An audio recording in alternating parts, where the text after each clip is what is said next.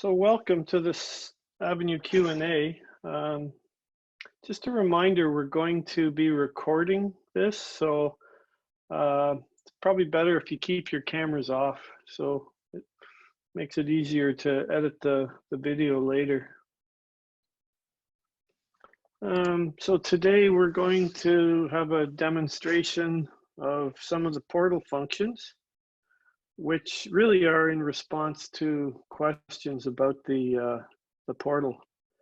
We're going to look at enrollments, ePortfolio, the desk, and other questions, submissions, and then we'll have some questions from you people participating.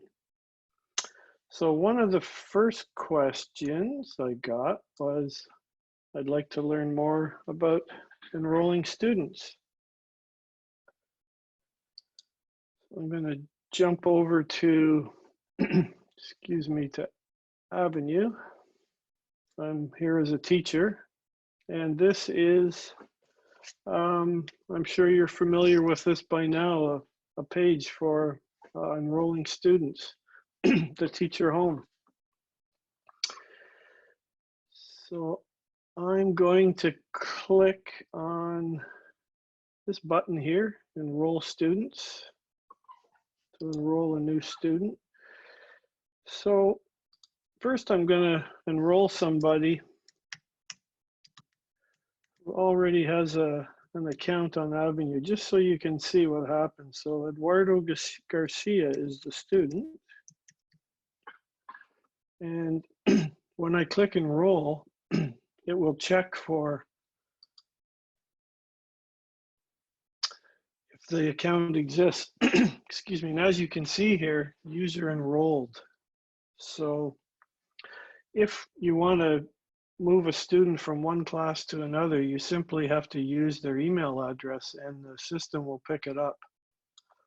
Now, we'll look at a new account.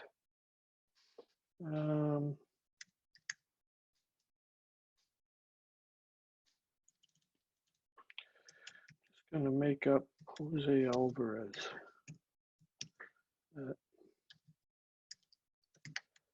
Mail.ca.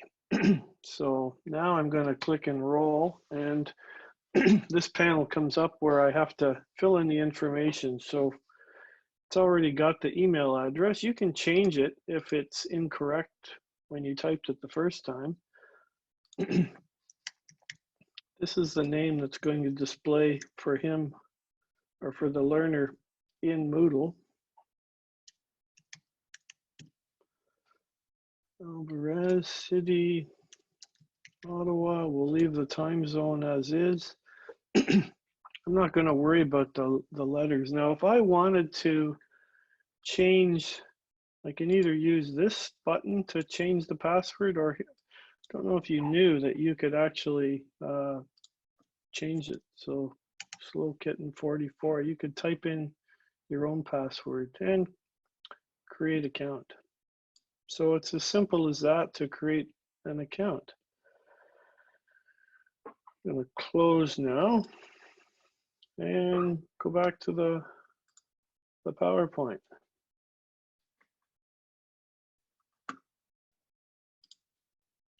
So how to enroll students. Step one is, of course, you log in, you go to the teacher homepage, and you click the enroll student button. Then you get the panel, you type in the email address here. And if the student does not exist in the system, or the email address does not exist, then you can you'll be prompted to complete this form. And we have this help file available. Also, I'm going to show you the various help files that we have through the presentation, the first part, and I'll share those with you. So back to the next question. Avenue is great, but some teachers have difficulties enrolling learners on Avenue. When are the glitches going to be fixed? That's an interesting question, because I didn't actually know there were glitches. I talked to the user, so the developer, and he wanted to know what glitches there were. I think there's a few shortcomings because the system isn't fully operational. So for example, how to update a student account. In the future, when you go to the teacher home, you'll see a class register button next to the enroll student button. Here it is here. If you click that, you'll be able to go in and enroll the student. But for now, when you want to update a student account, hopefully you all know this, that you need to click and go to this form. And whoops, wrong form. It's the form, there's a form, the screenshot is here for updating an account, and we'll get that to you, that done fairly quickly. The one thing we'd ask is you try to provide as much details as possible. There, at the bottom of the form, there's a text box which expands as you type. So there's no need to economize on words. This might be another shortcoming. So how to unenroll students. So let me give you a demonstration of that.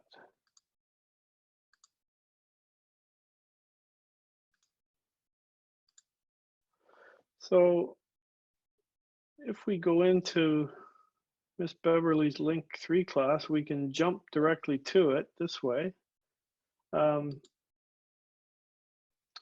into the participants page. And if we wanted to delete Jose Alvarez, we simply locate him and click the trash can to unenroll him. Not delete him, actually, just unenroll him from the class, and we confirm we unenroll. So when you do this, this is not the same as deleting the account. All you're doing, the account is in the system. A teacher cannot delete it. So all you can do is unenroll the student. So if you deleted or unenrolled a student and then tried to change the email, use the same email address, you wouldn't be able to start a new account until that actual student account was deleted. Let's go back out. Hopefully to the teacher home. Yeah, here we are. I'm going to just review how to do it. So go to unenroll students, you go to the course, click on the participants page or link in the navigation drawer, locate the student and click the trash can beside the student, and you'll ask to confirm that you've unenrolled them. And just be careful unenrolling students, because their data, if you accidentally do it and then have to re-enroll them, their student data may be lost. There is a help file, I think it's in stage 3, explaining this. Yeah, stage 3. So this explains how to unenroll learners from a course. And this has been adapted from EduLink. It's the same on Avenue. You can also enroll learners through that participant page by clicking the enroll user page, but I think it's just as easy to do it through the enrollment system on the portal.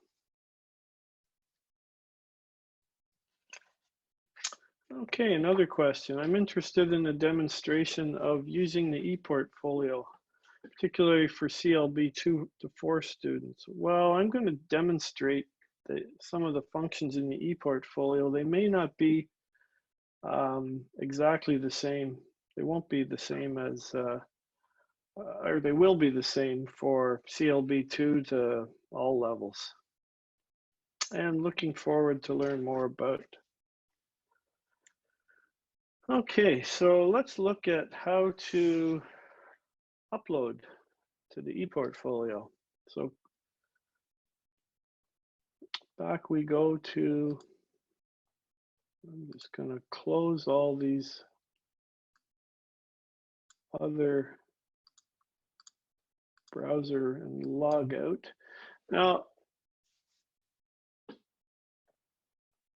this is a little issue I was having this morning with logging in and out. It's a good idea to use this until this gets resolved.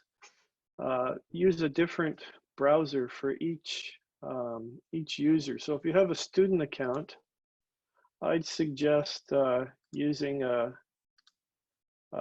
one browser, and for your teacher account, a different browser.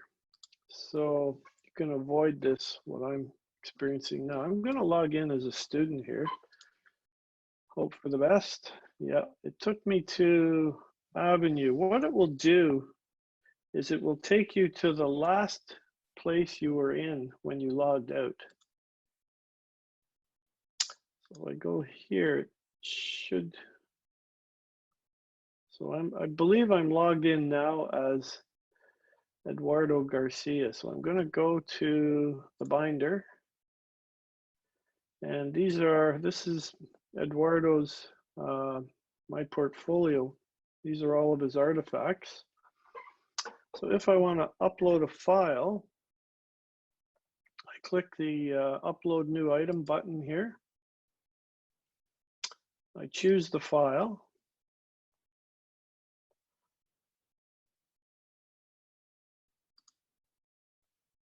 I'm going to try to upload a CV that's in Word format.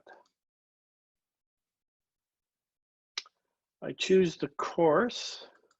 So it's the files associated with the course. If I wanted to, I could also specify no course, no associated course. So I'm going to go to Miss Beverly's link 3, and it's going to be a writing skill. So you have other 4 skills, and we're going to add about me to that in time. I click upload, and nothing's going to happen. I've got this button here. Why? Because allowed file types at this point in time are only JPEG, PNG, GIFs, and PDFs. So we can expand that. We will expand that. So I'm just going to upload a PDF version of that CV. I've chosen that, and I upload, and here's the message: upload successfully uploaded. So that is how you upload. Now, if I tried to, I'll just do one more here. If I try to choose a file and click upload without specifying a course or a skill, well, it did it because I chose the course, no associated course. But if you try to do it without choosing a course, it's gonna, it won't work. Invalid course ID specified. So I think the default is other if you don't specify a skill, but it won't default to no associated course. It just won't work if you try to upload a file without specifying the course. Okay, let's go back to the presentation here and review. So you click the upload file button, you choose the file, so you have to browse. You can also, I think, drag and drop. You choose the course, number 3, number 4. You choose the skill, and finally you upload it. And here is a help file demonstrating how to do that. We're going to add some more screenshots in that. We made the help file before the system had the sort of the finalized user interface. Let's go to the next question or next slide, filters. So let's go back to Eduardo's. It's quite a number of artifacts here on this ePortfolio page. We have these options here. So if I wanted to just look at his reading or his writing, I'll click writing. So we can just see all of his writing artifacts. And if we wanted to see both reading and writing, we can add that. So you can use multiple filters. And if you deselect, you click once to select, the second time to deselect. Once nothing is selected, it shows everything here. And let's go back here. So in this screenshot on the left here, no artifacts have been filtered. Here, one skill, just other. So the 3 dots means others. And in this little screenshot, you can see the speaking and the listening artifacts, and both of these have been selected. They're also a little darker color. You can see when we select, the button changes a bit.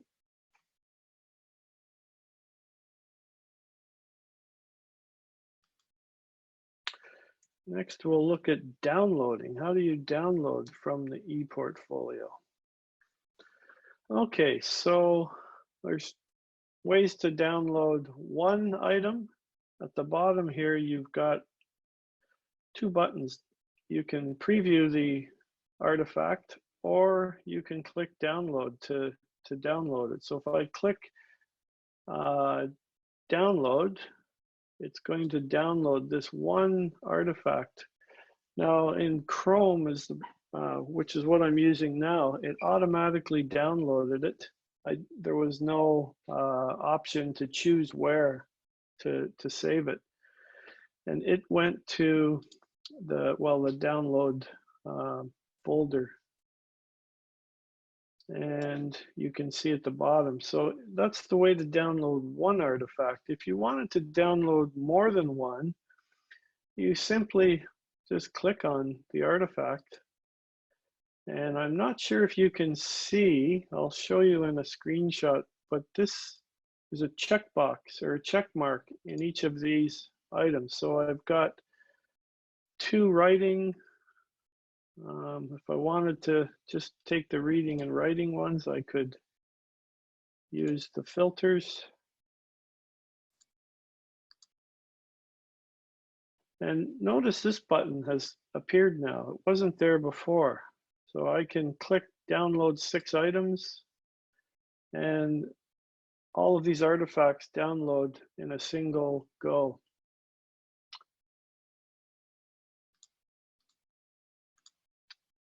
Just show you one more thing. You can actually download one item here as well. And when I deselect that one item, it's gone. Now the item, to actually come onto the desktop here, I don't think you won't be able to see it, but it organizes the download in a single zip file. First directory is the language skill, then the course. And that's how you can, how the files are downloaded. And we have a help file explaining that using the, there's the download icon. And here you can see a bit better the close-up of the selected icons, the selected artifacts. Okay, now what we're going to look at is tagging. Now, tagging, we introduced that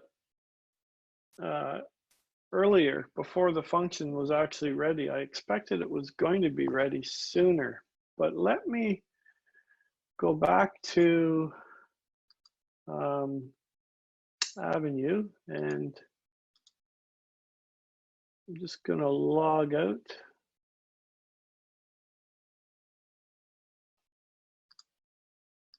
I'm taken into the desk. So I'm going to log back in as a teacher, Beverly Davis. I'm going to create and show you how to tag an artifact. So this icon is going to take me to the classroom. I'm going to go into link 4. I've already got one item here. Turn editing on. I'm going to create an assignment. First, let me delete this one. Oops. Going to add an activity, an assignment.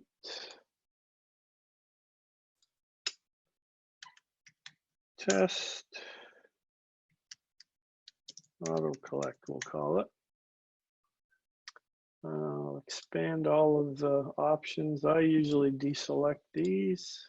I don't want this to be Moodle, just a file submission for now. And the annotation's not important. I'm not going to do that. But down here, this is important. So at the very bottom, you see the tag section, and this is where you type in your tag. So I'm going to type in ePortfolio. That's a must.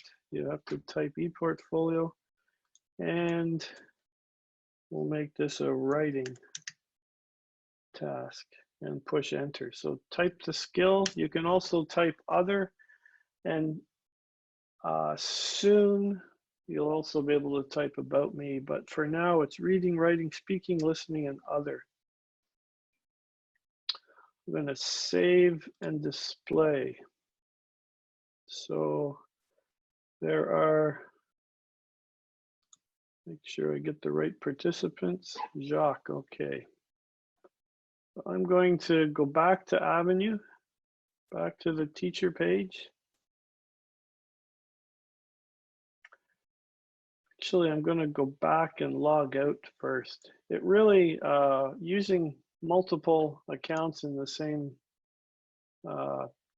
browser does kind of confuse the system for now. So I'm going to come back here. I'm going to log in as a student, and I'm just going to show you how it works.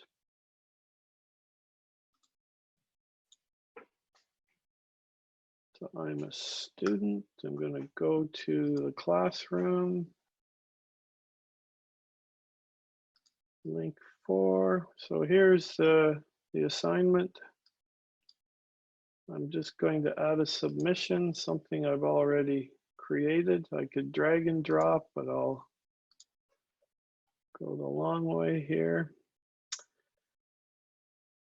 So this time it's a Word document. We'll see if that works.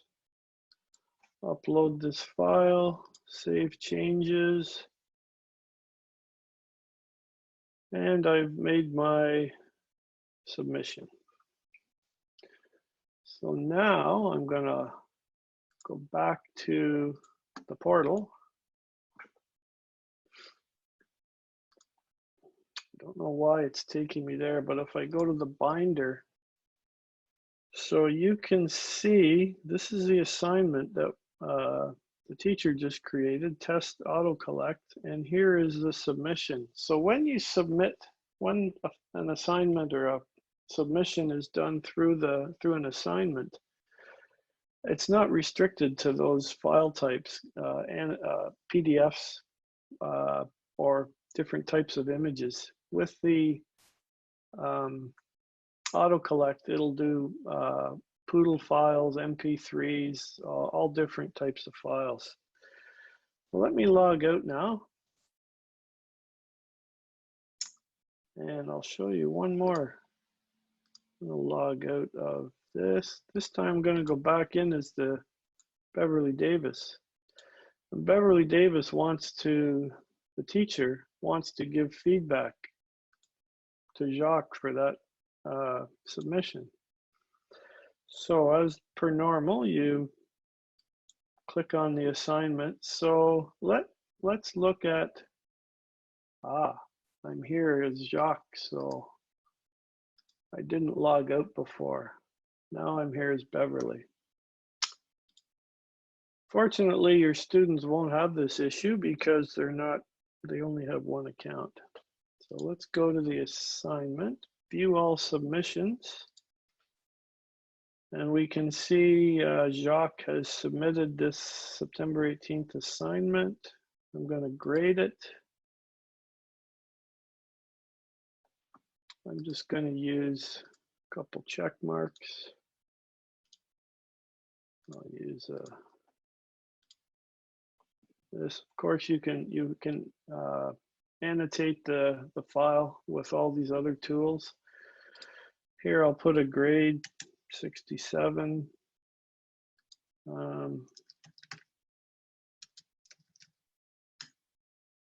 And put in some comments if I wanted to. If I could use Moodle, I'm going to save changes.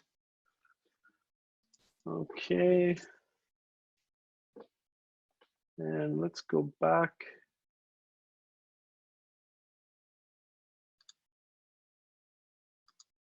I'll leave. I'm going to log out again because there is no access directly to the student ePortfolio yet. There will be. That's something that's coming. I'm going to log in as that student again. Go to his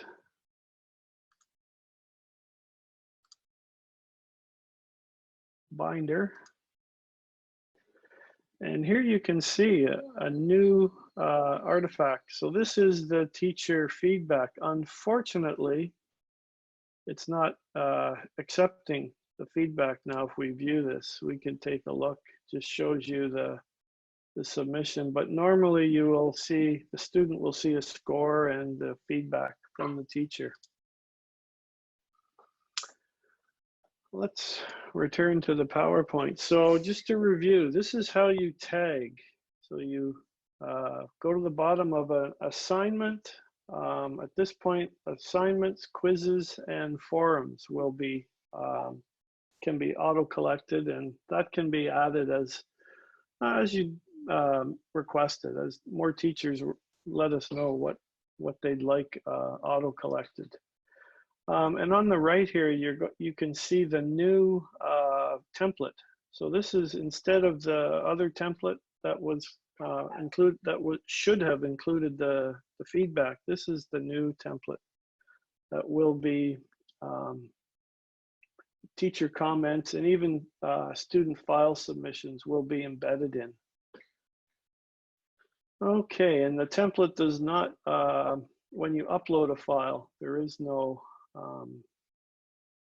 template. It just appears as it is. Okay, after I created a document in the desk area, how do I bring that over into the classroom for students to look at and or type answers on it? Unfortunately, this isn't, there's not a seamless link between the desk and the LMS yet, but what you could do is copy and paste the file, copy it and paste it into a page, or if it's an interactive, if it's like a file student should type in, you could download it and then re-upload it. I've talked to the developers about this, and eventually this will be enabled. Another thing that isn't enabled is the sharing. So at this point, it's not possible for teachers to share a file, but I think that's probably something we need to do for teachers who want to collaborate on things. We're a little concerned about opening up links that teachers could link if it was a shared file that they could embed it in their class, because if the file disappears or changes, the link would be either broken or it would be an unpleasant surprise for the teacher. I'm not going to spend any more time on this, but I will say there is a really extensive help file available for the desk that shows you how to use it.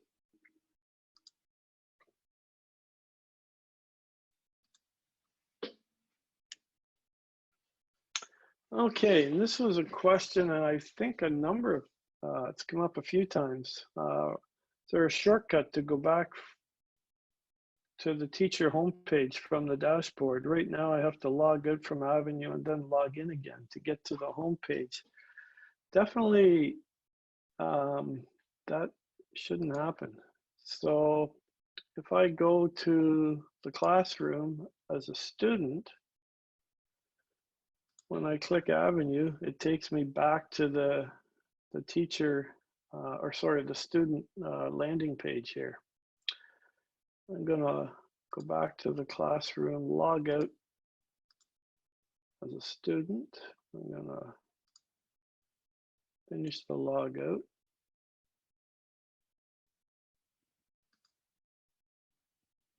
And I'll log in as a teacher. Back to Beverly. So if I click Avenue, it returns me, let's do this again. It returns me to the portal. So that Avenue button will link you to, so I go to the classroom, which will take me to the dashboard, and I go back. I should go back to the teacher home.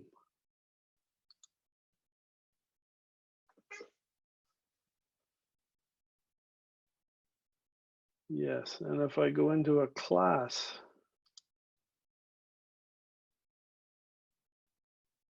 into an activity even, and I click Avenue, it goes back to the portal, the teacher home. I will say we do realize that the logging out and is not, it's not working as it should be. We're gonna fix that, but we do have other priorities at this point, and I don't think it's necessarily impacting students. So if we click the hyperlink in the LMS, it will take you to the portal, the teacher home. So someone asked, where is the import function on Avenue?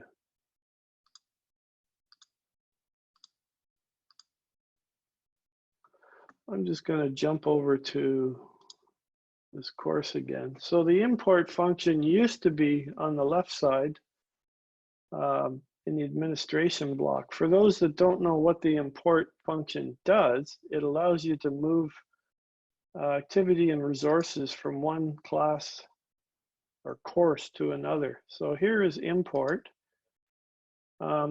These are the teachers that, these are the courses that this teacher is a teacher in. You can only import from a course that you are an editing teacher in. So if I went to the link 3 class, continue, whoops, let's try that again. Import.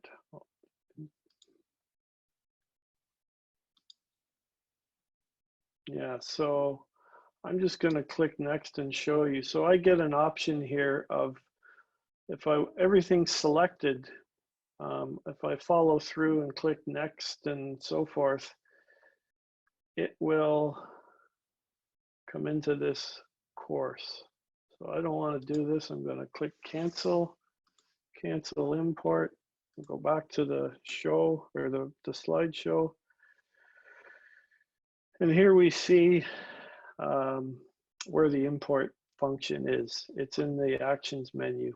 And there is a help file on the portal importing teacher-built activities from another course within Avenue, explaining how to do this. It's a bit tricky. I wouldn't recommend it without carefully reading, because you can import things that you don't want to, or you can import them where you least expect it. So it's good to read this help file. Could you touch on quizzes and how, if different from quizzes on EduLink? Well, let's go back here. And I'm not going to go into much detail with quizzes because they are basically the same. There isn't much difference between the quizzes in Moodle 3.9 Avenue and Moodle 3.1 EduLink. So I'll turn editing on and I'll add a quiz to this course.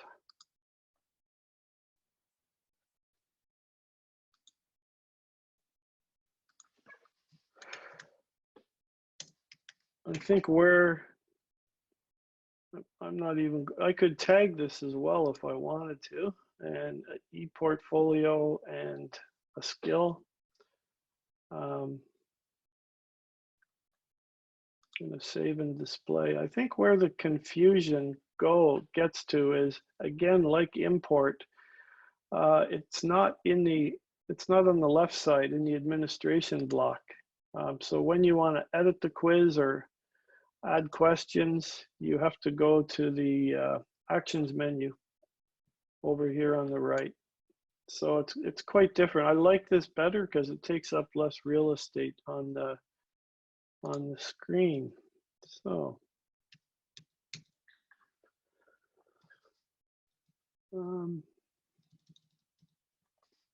back to the presentation. So, and here we see it. This is where the actions menu.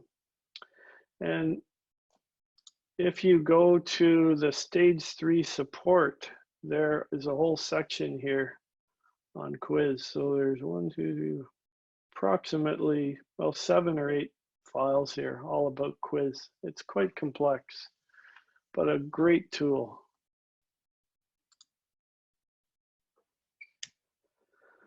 I'd like to know how messaging works on Avenue.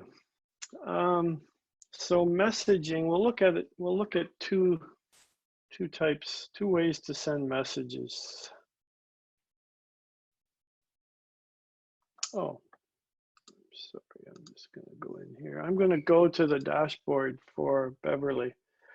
And up here, this is the, before messages and EduLink were in a block. Now that there's this editing icon or message icon, and the little bubble with 4 in it shows us that we've got 4 messages waiting. So if I click on it, it's going to open the message drawer. If I wanted to send, so these are my inbox. This is my inbox, my incoming messages. If I wanted to look for somebody to send a message to, I could type the name. It's not a contact, so I click on it. Would like to contact you. Okay, so she's already, I'm going to accept, and if I wanted to message her now, I could type in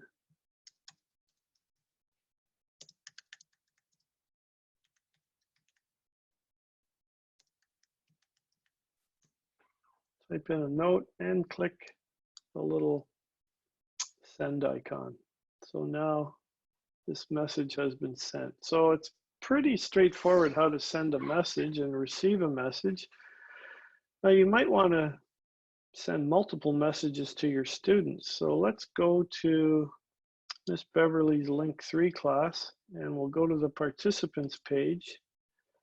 And on the participants page, we can choose.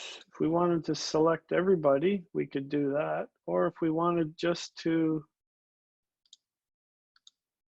select certain people, certain learners, we can do that. So after we've selected the learners here, with selected users drop-down menu, we choose send a message. And now we can, there's a pop-up, we can type the message and click send, and it will be sent to all of the students at once. And if the students are online at the time you send a message, it will they will receive it right away. If they're not online, it's sent to their email. So whatever email address is associated with their account, they'll find a message. So just to review, so in the dashboard, so if you want to send a message to one person, click the message icon, search for the person to contact, write the message, and then click the send button. And if it's a group or students in your class you'd like to message, click on the participants page, click link in the navigation drawer, select the students you want to contact. At the bottom, you choose the with selected users pop-up menu and choose send a message, and then the panel appears allowing you to type your message and send it. I understand access completion in theory, but do I keep everything hidden from learners in general and when a task is completed by? So there's no such thing as access completion. It's kind of a combination of two things: restrict access and activity completion.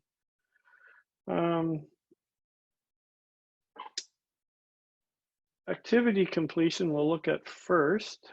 Oops. I'm Beverly again. I'm a teacher in the stage 1 class, so I'm gonna go back to the dashboard. Oh, I don't want to do that. Well, I can jump to stage 1 from here. So I'm going to go to stage 1. Editing's turned on. So activity completion means these little check marks that show what's been completed. If I choose edit settings, I can specify the criteria. So I'm not going to mess with this, and it's difficult to see. Students must view this activity to complete it. So this is a discussion forum. So the requirements are they either have to view the activity or create a discussion. I believe when there are two options here, either one will result in an activity completion. If you wanted just the student to create a discussion, then you would not select this one. So, and then it depends on the activity actually, what the criteria is. A quiz might have a score, or a score might have a score. You could specify in a form multiple attempts. So in this case, here's a sample. Students must submit, this is an assignment, to this activity to complete it. You can specify a date and so forth. And then the restrict access setting is above it. Now in this case, they had to complete this activity, complete a quiz. So in order for students to be able to access this particular activity, first they had to finish the step 1. This is step 2. This is maybe not an ideal thing for ESL classes or link classes, unless you want to control or specify what students have to complete before they can access a certain activity. And In this case, this would be probably step 4. They have to complete step 3 in order to access it. Okay, so I'm getting close to the end of the demonstration part. Can we find all your past presentations on YouTube? You sure can. If you Google Learn IT to Teach YouTube, you'll get to our channel. This is our YouTube channel. All of the webinars that we've done and all the help videos are available here. And if you do subscribe, when we publicly release a new video, you'll get a notification for that. Also on Avenue too. So within Avenue in the forum, well, I guess I'm not enrolled in this forum course as Beverly Davis, but there's a block with a list of all the archived webinars, and there is the same in EduLink. There's even more webinars posted there that are more relevant to EduLink than to Avenue though. Most important thing I should focus on when using Avenue for the first time with my class. A lot of things, but I would suggest in stage 2, you go to this particular document.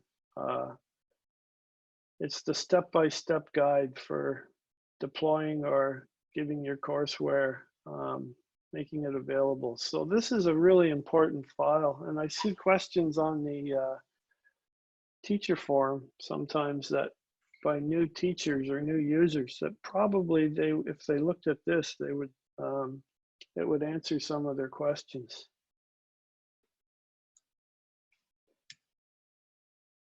Now this is a tough one. Is Avenue easy to use with low levels with zero knowledge of computers? I'd like to say yes. It's not. But then again, it's not Avenue. It's probably a lot of computer, using websites and browsers and technology in general. These kind of students need lots of support. Ideally, it's a blended, they're using this in a blended situation where the teacher's there to help them in person. Unfortunately, that isn't likely to happen anytime soon in a lot of classes. So I think extra care, and a shout out to Catherine Porter for her videos. Those kinds of videos, that are specifically targeting these low-level students are really, really helpful. And we'll produce those eventually, but certainly we like to support teachers who are creating these and of course sharing them. What is the best way to evaluate link 1 and link 2 students in writing? Well, online, I think 2 approaches is, one is maybe having them write on paper and taking a photo with their smartphone and uploading it to an assignment. That's one way, and the other way would be an online text assignment, so they don't have to submit anything or use another piece of software. If they create an online text assignment, they can write directly in there. I appreciate that it's a challenge. I have to keep things simple for the lower link levels. And can we have more webinars about using Avenue? And I think certainly we can, and we will. I'm a little disappointed that I haven't been able to show you more of the portal, but that's coming. We don't want to release something before it's ready. So, and our developers are working hard at it, and both the class register and the ePortfolio. So that's it. If there are other questions, I'm more than happy to answer them. I'll get the chat. Hi, Jim. Hi, Paul. Thanks very much for answering those questions. There were a couple from the chat that I wrote down that we didn't want to miss. The first was, can students change their password later, and how will they do that? That's a great question. And actually, they can do it now if they want to. It's kind of a roundabout way of doing it. So I'm logged in as Beverly Davis. Oh, I'm going to log out first. There's a forgot password link when you go to log in. If you click on the forgot password link, it's going to take me there. So if you click on this link here, forgot your password, it will email you a link, and if you click on that, you can follow that and create a password. And eventually we'll have better access for teachers with the passwords in the register. Fantastic. Thank you, Jim. There was another question. The question was, do teachers need to log in to student accounts to upload assessments to student portfolios? At this point, they do. But when the ePortfolio is working as it should be, would actually be the same, the same interface for both teachers and students. So when the class register is set up, there'll be a button for each student to edit their account and a button to access their ePortfolio. And when you click on that ePortfolio button, you would only see that student's ePortfolio, and at that point you could use the upload button to for a teacher to add something to their My Portfolio.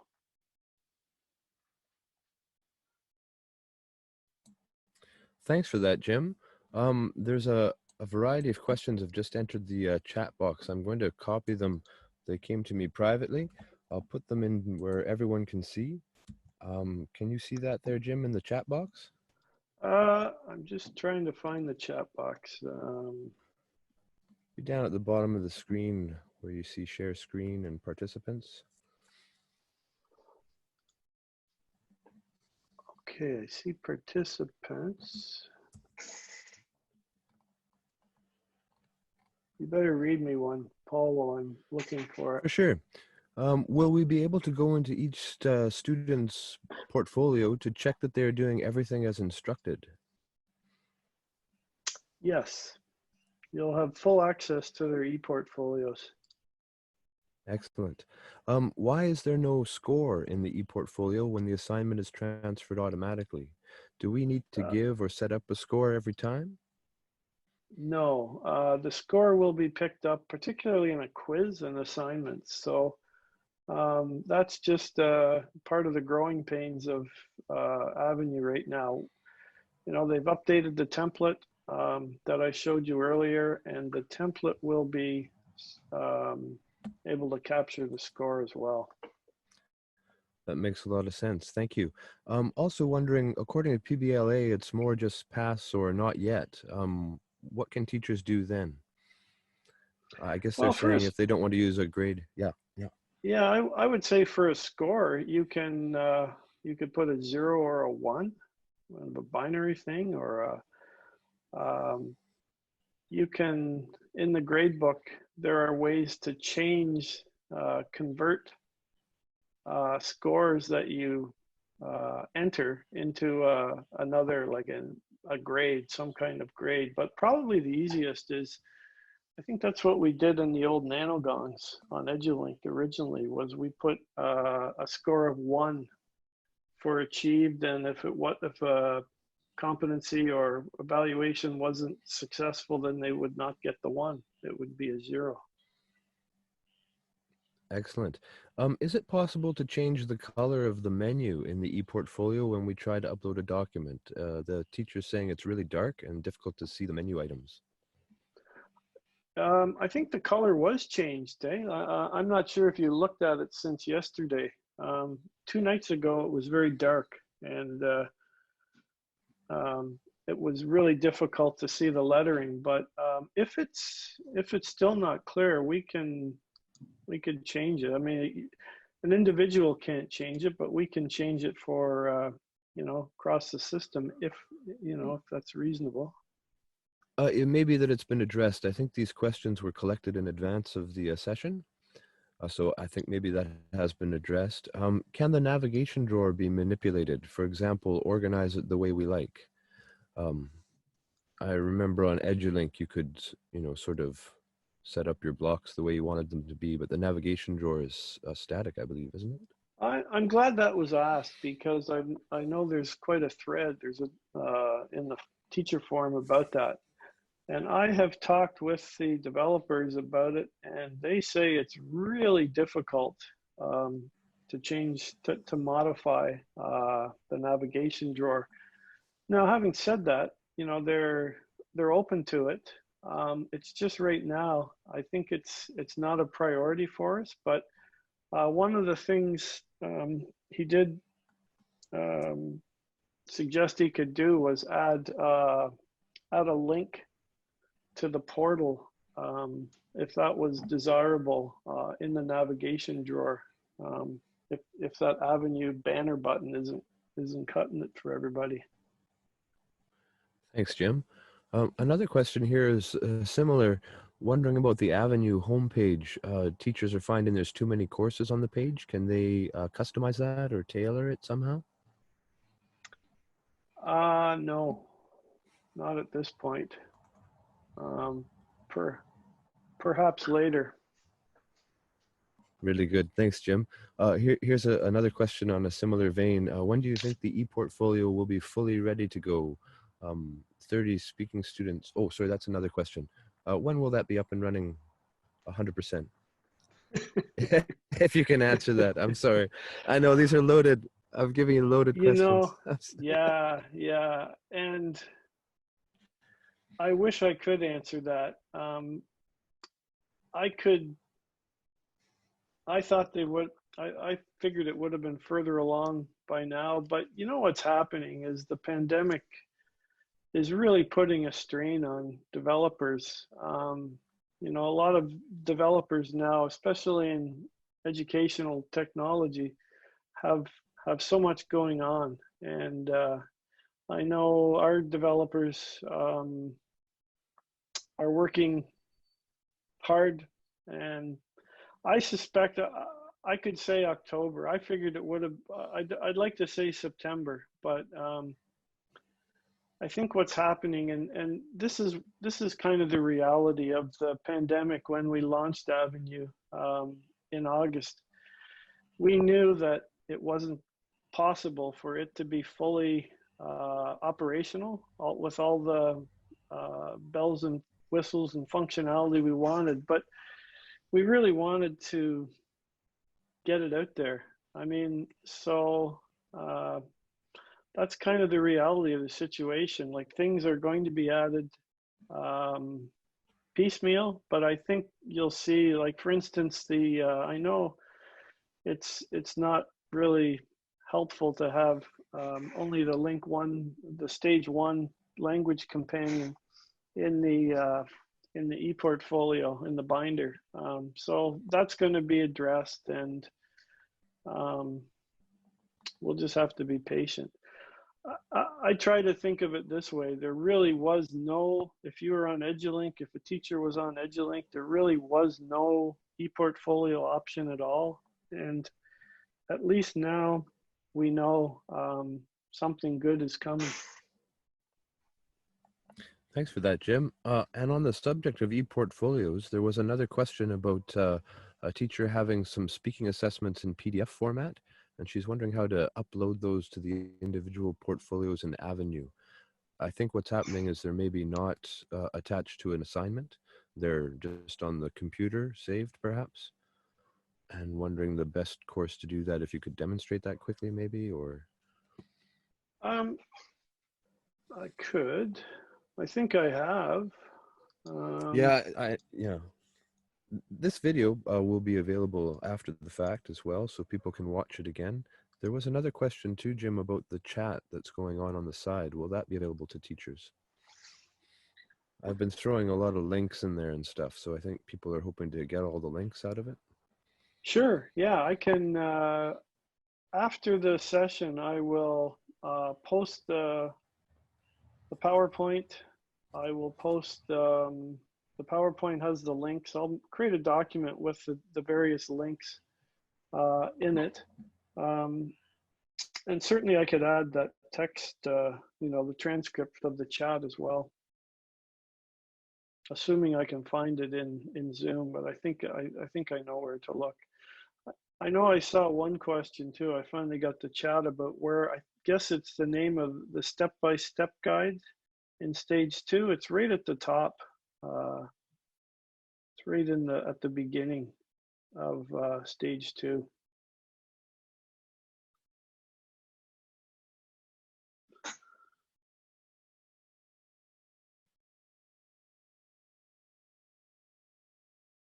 Are there any more questions that jump out at you, Paul? That was deploying the courseware, correct? Yes. Yeah. Yeah. Okay. Oh, Thank you. why don't I just? Thank you to Vesna. Oh, Jim, Vesna's out there again. Thanks, Vesna. Vesna's Yeah. posted the link. I just grabbed it too, but Fabulous. yeah, it's the same one. Nicely done, Vesna. There's no more questions in the chat box, so if anyone has one, this would be the great time to type it or to unmute yourself to ask, I suppose.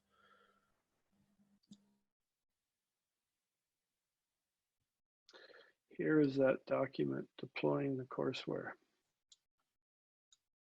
in the assessment section.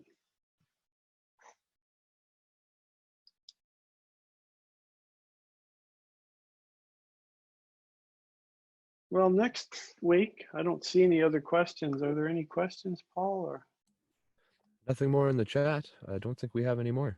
I'm sorry, I might have one. My name is Toby. Is this all right? I'm using the voice to ask. Yeah. This may not be applicable to most people here. I'm a mentor, and I may have missed the question if it was answered on here. But a question about stage 4 and Avenue. Pretty much any information about that. Thank you, Toby. I had that in the PowerPoint. Actually, I don't know. That slide disappeared, but yes, stage 4. A couple changes. Toby asked in the submission in his registration what was going to be different about stage 4 and Avenue. I know one of the things that will be different, it's probably a minor difference, is you won't need to create a SCORM. If you choose to, you could create an H5P learning object and upload that to Tela instead. Another difference, it's kind of a little early for me to give you much detail, but we want to try to make stage 4 more PBLA kind of aligned. In stage 3, we've modified it so teachers have to create an assessment using the quiz assignment or workshop tool. In stage 4, we would like to sort of contextualize the content for the project into a PBLA module. So probably skill building, they'd be skill building type activities. But the changes are not major to stage 4 because stage 4 it's not Moodle specific. It's more about using other kinds of tools. So does Avenue use most of the, so I vaguely remember hearing something about stage 4 will be more H5P, Avenue will be more H5P heavy as opposed to the hot potato and all the other I guess, language, I don't want to say languages, but of EduLink. Activities, yeah. Yeah.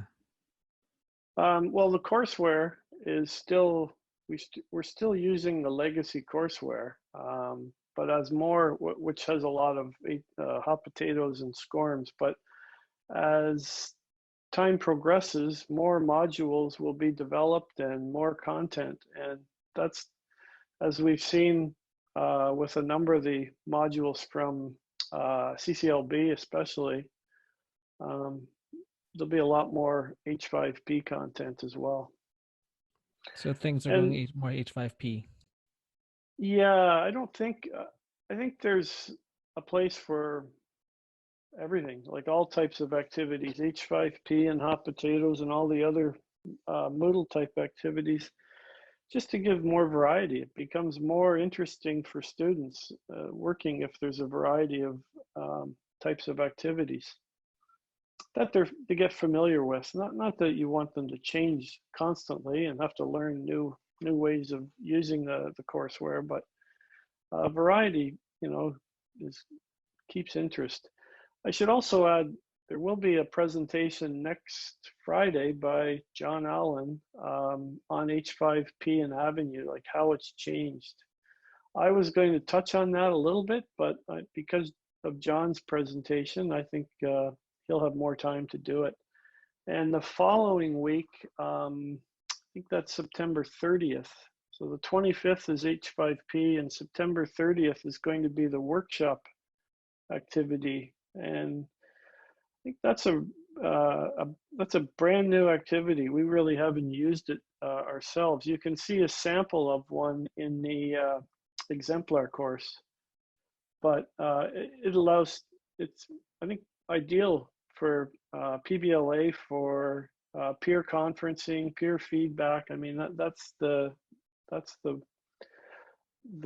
purpose of it, really, is for students to collaborate and give each other feedback.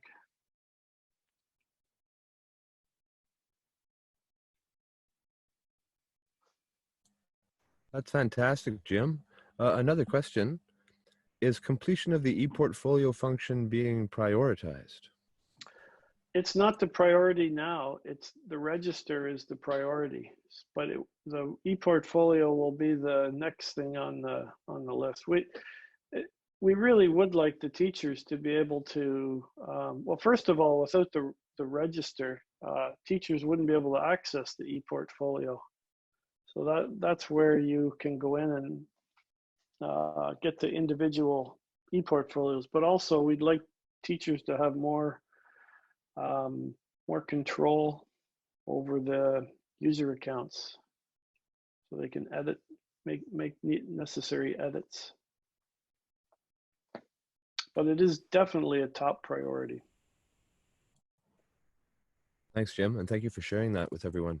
There's no more questions from the chat box. Any other questions from the audience?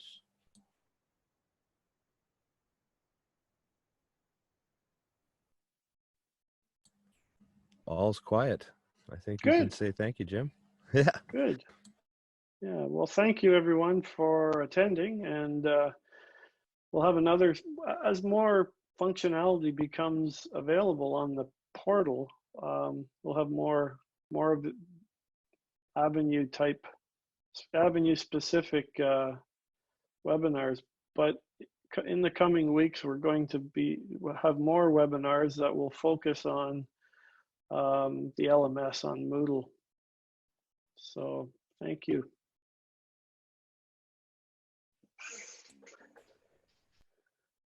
Have a nice weekend, everyone. And thank you, Paul, very much for your assistance again. It's always top notch.